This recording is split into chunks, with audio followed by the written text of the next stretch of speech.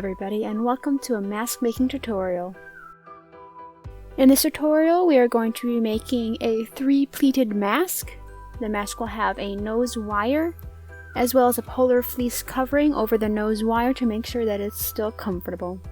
As a chronic glasses wearer, I can personally attest these masks will not fog up as long as you shape the nose wire to your face and make sure that the elastic is snug enough.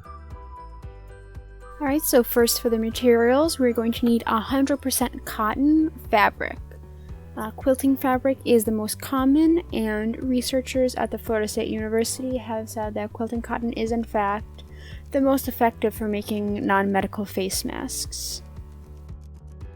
Second, we're going to be needing elastic. The best elastic you can use is 1/2 inch elastic, but 3/8 inch and 5/8 inch elastics are acceptable in a pinch. You will also need wire. This is 22 gauge florist's wire, though I assume jewelry wire will also be acceptable. Along with your wire, you will need wire cutters and needle nose pliers. I have been told that twist ties can also function as nose wires, so take that as you will. You'll also need a strip of some soft material. I am using polar fleece. You can also use blizzard fleece, flannel, whatever you have on hand. Cut in strips 1/2 inch thick. Then you'll need some scissors. I have some fancy sewing scissors here, but you can use regular scissors. They'll function just fine. You'll also need thread, preferably to match the color of the fabric you'll be using, and then a method to sew with. I have my machine right here. You can use hand sewing if you so choose. Pins are technically optional, but super helpful, especially if you're not as confident with your sewing abilities. And then also optional, kind of, is an iron or even a hair straightener.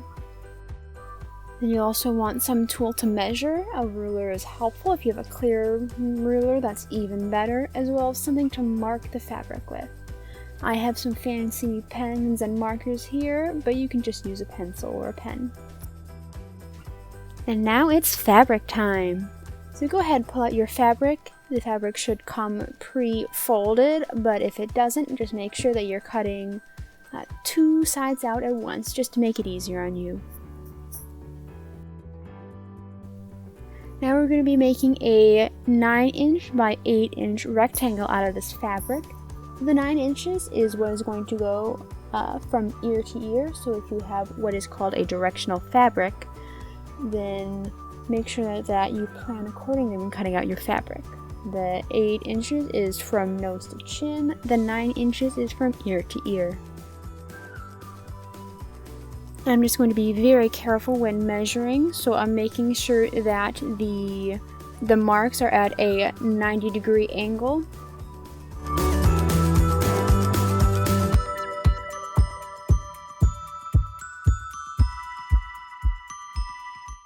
You'll see it being rather wasteful by cutting into this fabric like this. If you want to conserve your fabric, make sure that you cut on the edge of your fabric.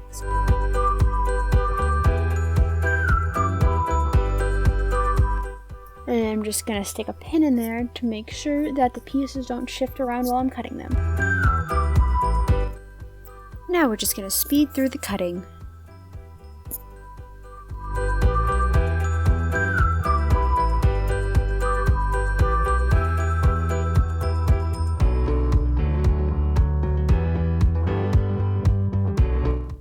Now we're going to anchor the stitches into the fabric.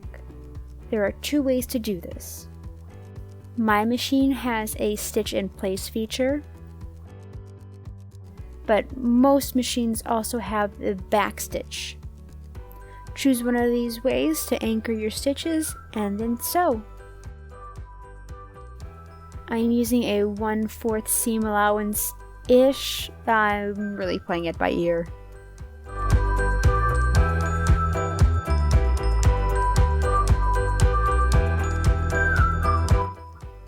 Then when you get to the end of your fabric, go ahead and either stitch in place or backstitch to again secure the stitch to the fabric. Next, we're going to take the pin that is holding the two pieces of fabric together, and we're just going to put it in the bottom. And this is going to help remind us as we sew the bottom seam to leave a bit of an opening so we can turn the fabric right side out to finish the mask. Again, we're going to secure these stitches to the fabric, and then we're going to continue sewing along until we get to the pin. Then we're going to secure the stitch in place with a stitch in place or a back stitch. We're going to lift up the presser foot, pull the fabric forward to create an opening, and then put the presser foot down, and again stitch in place or back stitch to secure, and then continue sewing to the end.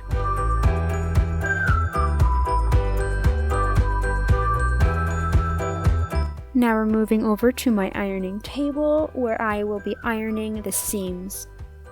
Ironing the seams is technically optional, but it does make the finished product look a lot better and more professional. Alright, and now it's elastic time. So the average mask can be made with about 13 inches of elastic total. We're just going to measure that out.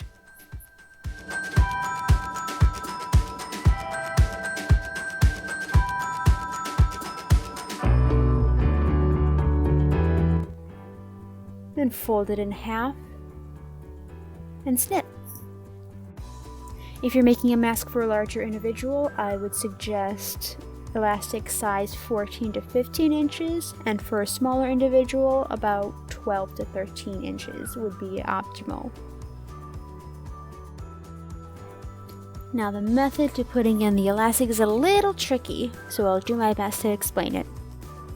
First, you're going to take one end of the elastic and push it right up against that seam, making sure it's as snug as possible over there. Then you're going to pin it in place.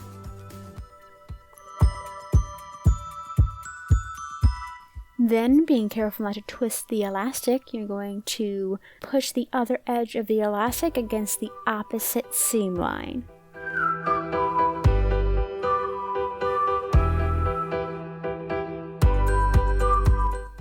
And then pin. We're going to make a last minute check to make sure the elastic didn't get twisted up, because you want to find out now, not after you sew it all together. And again, we're going to get that elastic as snug as possible against those seam lines and make sure that we are not twisting it.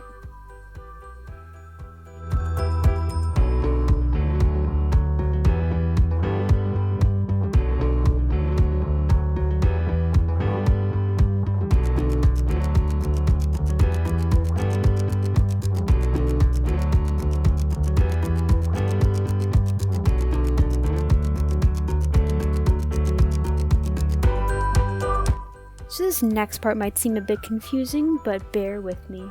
So you're going to make one end of this mask lie as flat as you can. That's going to mean the other end is going to fold over itself and bubble up. That's perfectly fine. Then we're going to sew as much as we can, a little bit past halfway down that seam line. And then we're going to pull that bubbled up edge out, and so it's going to lie flat. And then the part we already sewed is going to be bubbled up. And so that's perfectly fine. We're going to continue sewing.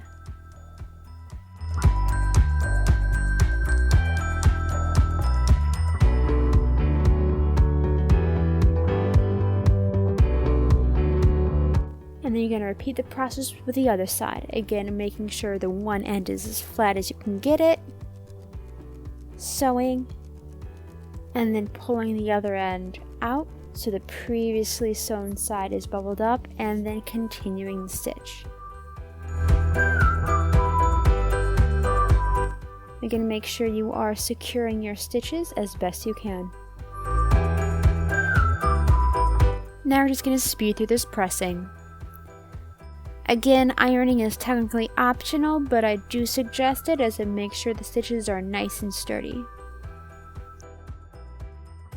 Then we're going to turn it out so the right sides are out, kind of like a basic pillow. And then we're going to press it flat again. Be careful of the elastic, as some elastics don't take well to heat and will shrivel up and break if exposed to steam or heat. Alright, now for the pleats. You're gonna have to grab your ruler with this one and mark 1 inch down from the top on both sides and 1 inch up from the bottom on both sides. Once you do that, you're going to look for the opening. This will be the bottom of the mask. So then we're going to take one end and we're going to fold it right at that pin. And we're going to be careful so that the folded edge doesn't interfere with the elastic. So if you look closely, I'm being careful to make sure that the fabric does not go over the elastic. And then we're just going to pin that in place. We're going to repeat that for the other side as well. Again, making sure that the folded edge of the fabric does not overlap with the elastic.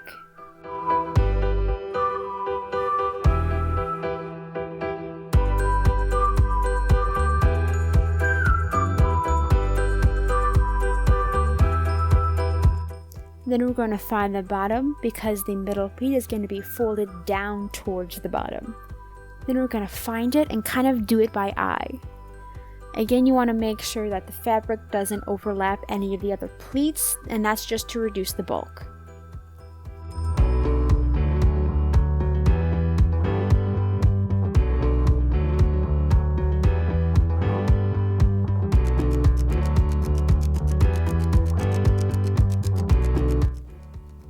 Make sure it's all pinned down, and we're going to be moving on to sewing.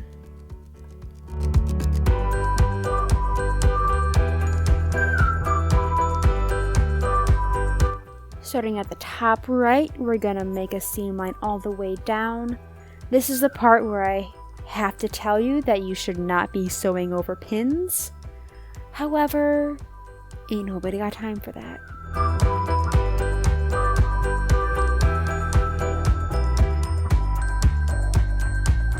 Stitch as close as possible to the edge, and then make sure the needle is down.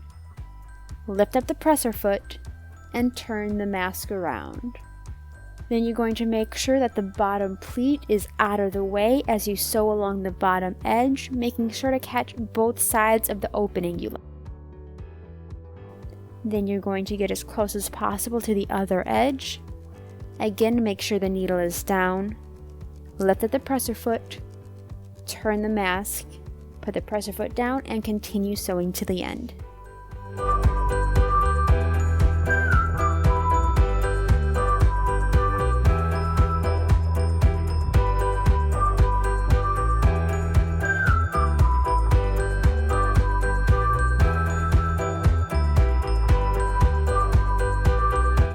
Another quick trip to the ironing board to make sure that everything's all nice and flat.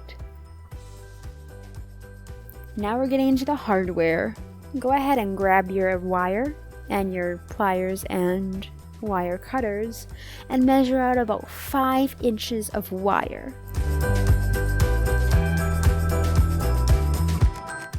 You're going to curl the ends of the wire and flatten them, and this is just to make sure that you don't get any sharp bits on your nose or your face.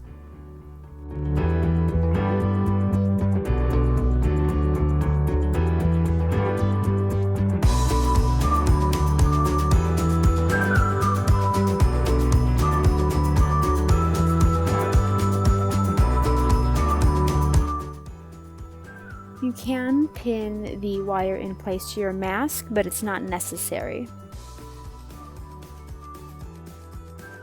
Then you're going to switch the stitch on your sewing machine, if you're using one of those, to a zigzag stitch.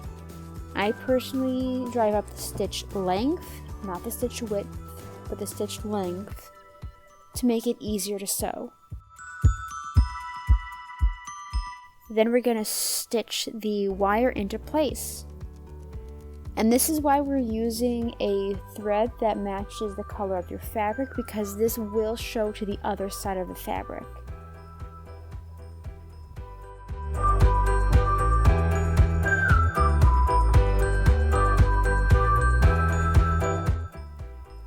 Alright, it's looking beautiful. Now we're going to take that soft fabric that you got. Mine again is polar fleece, but you can use pretty much anything. And we're going to line it up. We're going to give it about an inch or two away from the edge of the wire, just to give us some room to work with. We're going to switch back to a straight stitch. Say that 5 times fast. Now we're just going to stitch all the way around, making sure we encase the wire entirely so we don't get any pokey bits.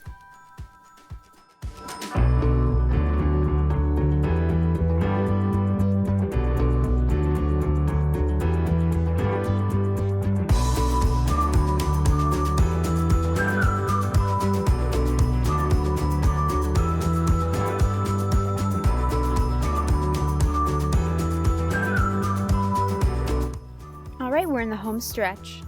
We're going to clip all these loose threads and then cut close to the stitching to get rid of the excess bulk.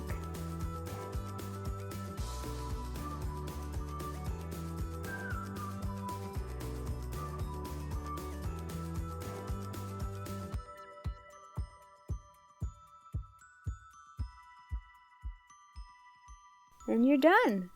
It's looking swell.